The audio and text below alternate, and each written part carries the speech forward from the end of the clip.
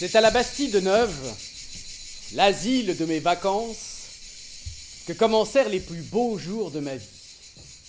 Dans ces collines proches d'Aubagne, au pied du Garlaban, entouré des oliviers, des amandiers et de la rumeur cuivrée des cigales, j'étais devenu un petit homme.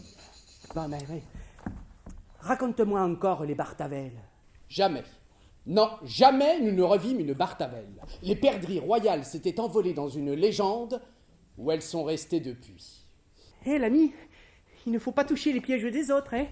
Un piège, c'est sacré. Son point de vue était fort simple. Tous les braconniers du village de La Traille étaient des chasseurs, tandis que tous les chasseurs de la ville étaient des braconniers.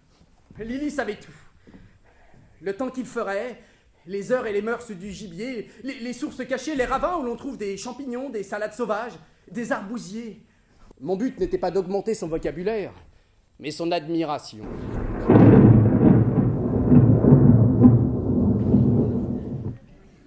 Les tempêtes.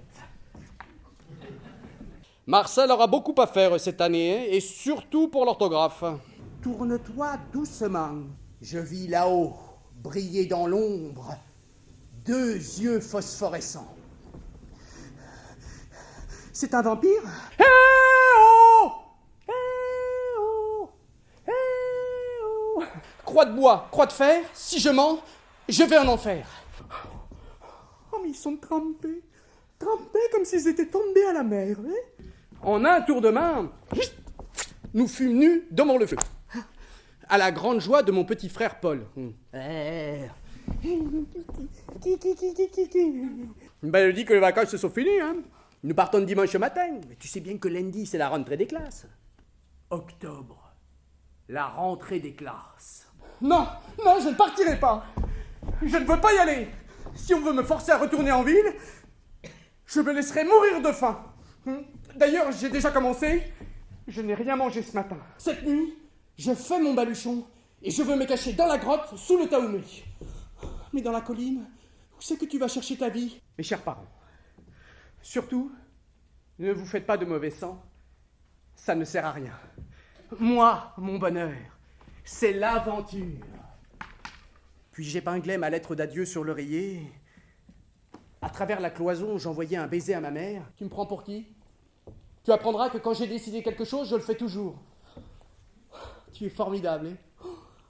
Il n'y a pas à dire. Tu es formidable, hein? Ben oui, mais moi je savais pas.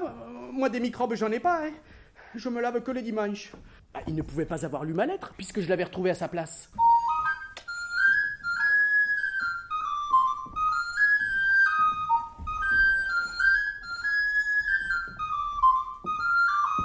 Mon père m'administrait tous les matins une dictée dont chaque phrase était minée comme une plage de débarquement.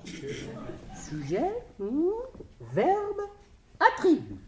On t'a écrit une lettre à la poste. Il y a un timbre dessus. La vue de ces préparatifs me causa une émotion si forte que je posai mon cartable sur une chaise et courus m'enfermer dans les cabinets pour y pleurer en riant tout à mon aise. Une douzaine de griffes tombèrent de branche en broche pour compléter le repas de Noël qui eut lieu le soir même.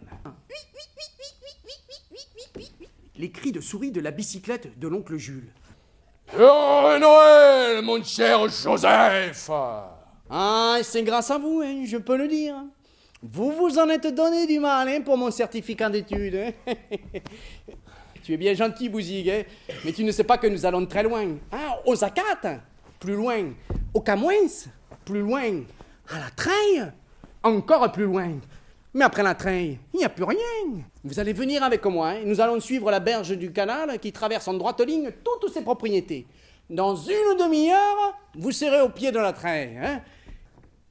Oh mon Dieu, ce n'est pas possible. Et si. Nous venons de faire en 24 minutes un parcours qui nous prend d'habitude 2h45. Hein. Bonjour, je vous attendais.